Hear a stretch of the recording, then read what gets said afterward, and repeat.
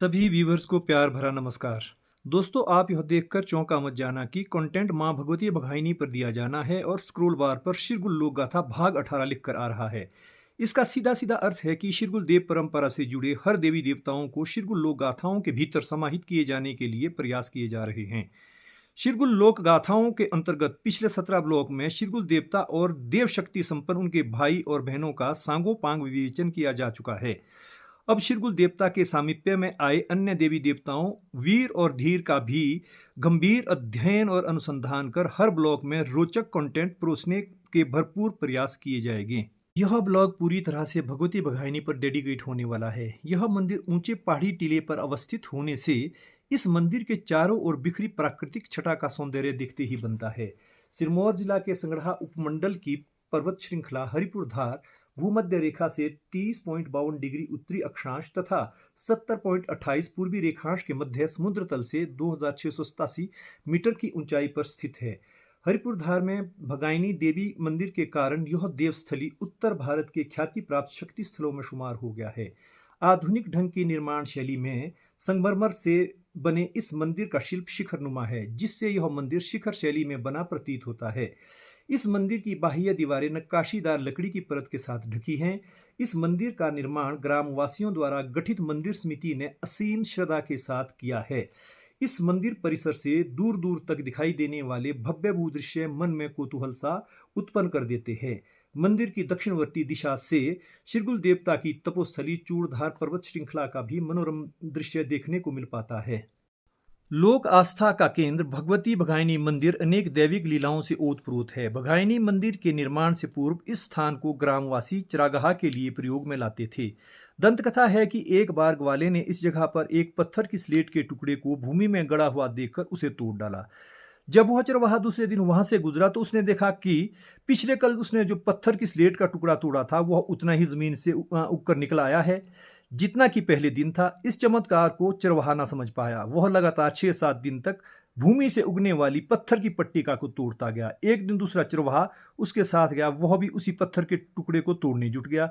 अंत में पत्थर की पट्टिका के टुकड़े का भूमि से उगने का मर्म चरवाहों ने ग्रामवासियों से सुनाया। यह सब घटना शिरगुल के दैविक चमत्कारों का परिणाम बताया जाता था। लोक श्रुति है कि शिरगुल ने दिल्ली जेल से मुक्ति के बाद भंगाइनी को प्रस्तर की देवी के रूप में प्रकट होने का वचन दिया था। संभवतः उसी देव वचन को निभाने के लिए शिरगुल देवता को यह लीला दिखानी पड़ी थी। भगवती बघाइनी के प्रति शिरगुल देवता के सहोदर धर्म की लीलाओं से अनभिज्ञ ग्रामवासियों को चरवाहा की सीधी सादी बातों पर विश्वास न आया। आखिर गांव के कुछ लोग चरवाहों के साथ उसी स्थान पर गए जहां घटना घटित होती थी। पहले दिन तो गांव के लोग उस भूमि पर प्रकट हुए स्लेट के टुकड़े को तोड़कर वापस घर लौटे और चरवाहों को फटकार लगा दी। गांव में दूसरे दिन जब कुछ जिज्ञासु वहां उस स्थान पर गए तो देखा कि स्लेट का टुकड़ा भूमि से ज्यों का त्यों उद्भासित हुआ है। इस आंखों देखी घटना से प्रभावित ग्रामवासी सत्य की खोज में लग गए। ग्रामवासियों में से एक को भंगाइनी देवी की खेल आ गई। वह देवी के समस्त चमत्कारों का देव खेल के आवेश में आकर बखान करने लगा। इस पर ग्रामीण का विश्वास और भी दृढ़ हो गया। इस प्रकार पत्थर की स्लेट के टुकड़े का देवी के रूप में पूजा का प्रचलन आरंभ हुआ। लोकमानस में भगवती बघाइनी की दैविक शक्ति का सीधा संबंध चूड़ चांदनी के शिरगुल देवता के साथ जोड़कर देखा जाता है। एक लोक कथा के अंतर्गत दिल्ली संवाद का वर्णन पहले भी ब्लॉग्स में किया जा चुका है। दिल्ली की जेल में सफाई का कार्य करने वाली महिला शिरगुल देवता के संसर्ग से एक साधारण नारी न रहकर ओजस्वी बनती गई।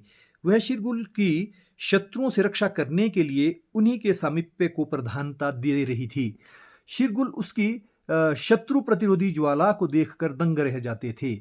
अंत में शिरगुल देवता ने निर्णय लिया कि वह धर्म बहन उससे दूर मगर नजरों के भीतर रहेगी, अन्यथा राग द्वेष जैसे दुर्विचारों का संघर्ष और अधिक बढ़ जाएगा। लोक मंगल की भावनाओं से पूरित शिरगुल देवता ने अपनी तिरछी नजर में शरण देकर उसे चूड़धार से दूर हरिपुर धार में ठिकाना दे दिया, ताकि भंगाइनी देवी क्रुद्ध होने पर उससे होने वाले किसी भी प्रकार के अरिष्ट को रोका जा सके। शिरगुल की धर्म बहन होने पर लोक में उसे भंगाइनी के नाम से जाने जाने लगा। शिरगुल देवता और भगवती भगाइनी के सहोदर धर्म का प्रमाण आज भी देखने को मिलता है। जब लोकहित में भगवती भगाइनी की कुदृष्टि हो जाती है तो शिरगुल देवता वज्रास्त्र धारण कर भगाइनी मंदिर पर आसमानी बिजली से प्रहार करते हैं। जनश्रुति है कि भगाइनी मंदिर नवनिर्माण के दौरान जब मंदिर का शिखर अत्यधिक ऊंचा हो गया था तो उस पर भी आसमानी बिजलियां गिरी थी। वही शिखर बाद में सामान्य ऊंचाई पर रखा गया। यही कारण है कि भगाइनी मंदिर परिसर में चूड़धार की दिशा की ओर एक शिवलिंग स्थापित किया गया है। भगाइनी देवी मंदिर के गर्भगृह में भगाइनी आज भी भूगर्भ से उदित उसी प्रस्तर स्लेट रूप में विराजमान है। इस सर्वस्वरूपा देवी का आशीर्वाद लेने के लिए श्रद्धालुओं की भीड़ लगी रहती है। यह अब समीपवर्ती क्षेत्रों की देवी न रहकर इसकी लोकप्रियता पंजाब, हरियाणा, दिल्ली, उत्तराखंड जैसे अनेकों राज्यों तक दिनों दिन बढ़ती जा रही है। यहाँ श्रद्धालु मनोवांछित फल की इच्छा से भगवती भगाइनी की शरण में जाते हैं और मनोरथ सिद्धि होने पर भक्तजन भगवती भगाइनी के दरबार में शीश नवाकर खुले दिल से दान दक्षिणा और चढ़ावा चढ़ाते हैं। यहाँ भगाइनी सेवा समिति के कर्तव्यनिष्ठ और ईमानदार प्रयासों तथा सच्ची लगन के फलस्वरूप भगवती भगाइनी के रमणीय मंदिर का निर्माण संभव हुआ प्रतीत होता है। भगवती भगाइनी मंदिर हरिपुर दहार में 4 प्रहर पूजा कर रहे देवराज शर्मा के साथ हुए साक्षात्कार के अंश आपके साथ साझा किए जा रहे हैं। मैं यहाँ पुजारी हूँ माता भगाइनी के दरबार में। यहाँ माता पिंडी रूप में विराजमान है। पिंडी दर्शन है, प्राचीन स्थिति जो है पिंडी रूप में यहाँ विराजमान है। माता भगाइनी देवी का दरबार है। यह इस देवी को न्याय के लिए मानते हैं, न्याय के लिए पूजते हैं, इंसाफ के लिए आते हैं लोग। और जो भी कोई किसी प्रकार से कोई बुरी शक्तियों का, बुरी विचारों का कोई प्रभाव दोष किसी ऊपर हो, उस चीज़ को हटाने के लिए, रोकने के लिए कोई तांत्रिक बाधा हो, किसी का किया कराया जादू टोना लगाया कोई विचार चलता हो, उसकी रोकथाम के लिए भी लोग यहाँ आते हैं। इस मंदिर में भगवती भगाइनी के महालक्ष्मी और महाकाली के रूपों की पूजा प्राचीन काल से प्रचलित है। यहाँ देवी को बैठी भगाइण मानकर उसके महालक्ष्मी स्वरूप को पूजा जाता है। देवी को श्रद्धालु छेली, भेली और डाली चढ़ाकर प्रसन्न करते हैं। छेली का अर्थ बकरी से है, भेली का अर्थ गुड़ की भेली से है और डाली का अर्थ देवी झंडा अर्थात देवी ध्वज से है।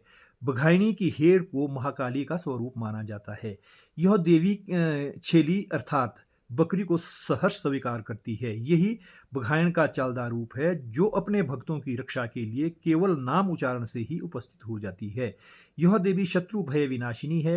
यही शत्रुओं को पराजय का मुख दिखाती है।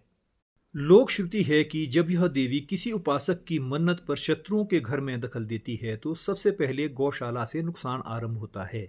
इसके बाद देवी उपासक के शत्रुओं पर निशाना साधती है। अंत में साधक का शत्रु हथियार छोड़कर स्वतः देवी की शरण में आ जाता है। देवी को मनाने वाला उपासक शत्रु पराजय की खुशी में देवी मंदिर में आकर छेली, भेली, डाली चढ़ाता है। कुछ श्रद्धालु तो मनोकामना पूर्ति पर स्वर्ण फूल, रजत द्रव्य आदि भेंट करते हैं। इस प्रकार शिरगुल के देवत्व से भगाइनी भगवती का देवी रूप पल्लवित होता रहा प्रतीत होता है। भगवती भगाइनी मंदिर में बसंतीय तथा शारदीय नवरात्रों में जन सैलाब उमड़ पड़ता है। यहाँ की सुंदर वादियों का आनंद उठाने के लिए ग्रीष्म ऋतु में मैदानी क्षेत्रों से अपार जनसमूह भगाइनी मंदिर में भगवती भगाइनी के दर्शन के लिए आता है। यहाँ यात्रियों के ठहरने के लिए मंदिर सेवा समिति की ओर से 60 कमरों का यात्री निवास तथा अन्य विशेष सुविधाओं संपन्न कक्ष भी उपलब्ध रहते हैं। इसके साथ साथ वन विभाग का 2 सेट वाला विश्राम गृह भी है। इस रमणीय धार्मिक पर्यटक स्थल तक पहुंचने के लिए सड़क मार्ग कुछ इस प्रकार से हैं।